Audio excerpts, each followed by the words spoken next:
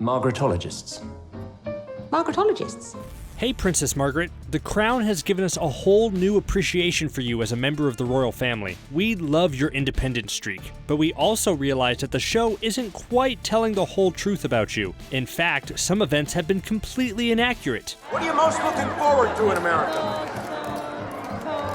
Liberty. The Crown gets a lot of things right about history, but showrunners also take quite a few liberties. Keep watching for 10 of the biggest mistakes in The Crown on Netflix. Bravo. Mommy Dearest. Well, we can't afford to have my mother jeopardize this film. You know what she's like. A lot of Season 3 focuses on Princess Alice coming to stay at Buckingham Palace. In real life, Prince Philip's mother did really come to stay with the royal family when Greece became embroiled in civil unrest. But much of their relationship in the show isn't quite accurate. They were never really estranged the way The Crown suggests. It means she gave birth to me. She was never a mother. In real life, he visited her often, and he wasn't against her coming to stay in London.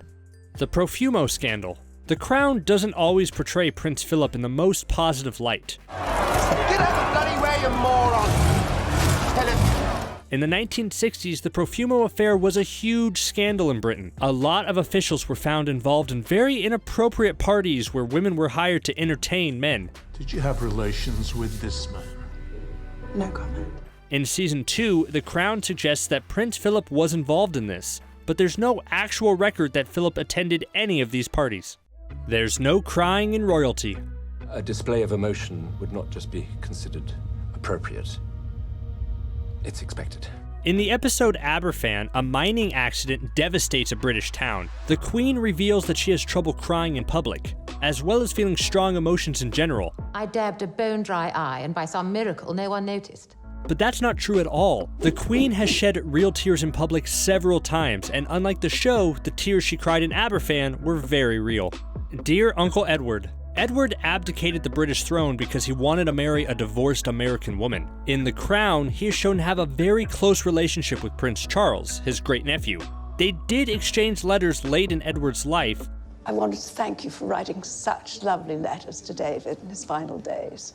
But they weren't nearly as close as the show suggests. And Charles certainly doesn't confide in his great-uncle about his feelings for Camilla. He likes this girl, Camilla.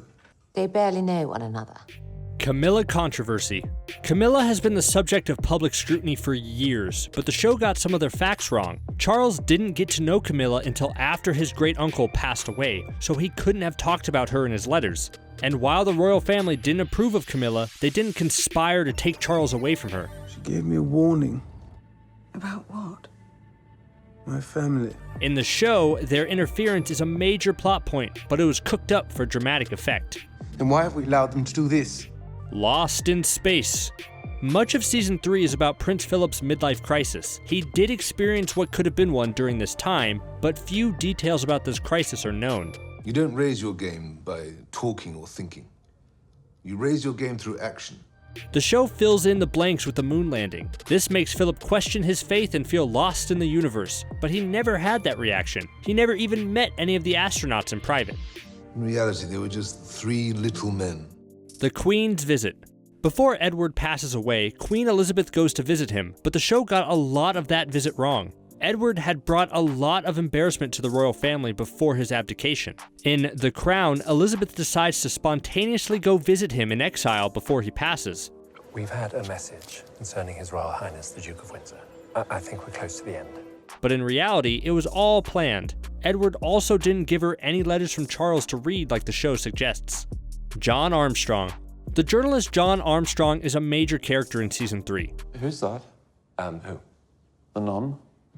He interviews Princess Alice and writes a great article about the troubled royal. But John Armstrong didn't exist, and Prince Alice never sat down for a tell-all interview with a journalist. She was an incredibly private person. The show created Armstrong to give insight into Alice as a character because not a lot is known about her. Refusing to kneel. One of the most dramatic scenes in The Crown happens in Season 1. Philip doesn't want to kneel in front of Elizabeth at her coronation. We're kneeling before God and the crown, as we all do. I don't see you kneeling before anyone. But there's no record of that happening at all. And it's not very likely that it happened either. Prince Philip grew up as a royal and knew how things worked. and the Greek royal family took a lot of their traditions from the British royals. It made for a spicy episode, though. Margaret American trip. Princess Margaret is a favorite on the show and in real life. Hey, we want to go see the Queen! You're seeing something better than the Queen. She had a whole bunch of fans called Margaretologists before she ever went to America. On The Crown, her trip to America is a huge diplomatic success, but that is far from the truth. Most of that didn't happen, and her controversial behavior actually backfired on her. It led to Princess Margaret being temporarily banned from the US. Do you love all the awesome shows on Netflix like The Crown? Subscribe to The Things for more fun videos about all your favorite TV shows. And if you're watching on your mobile, make sure your settings are set to allow YouTube notifications. Then you'll never miss another video.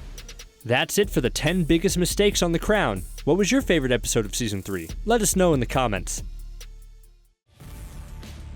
Thanks for watching. Don't forget to like this video on your way out. We'll see you next time.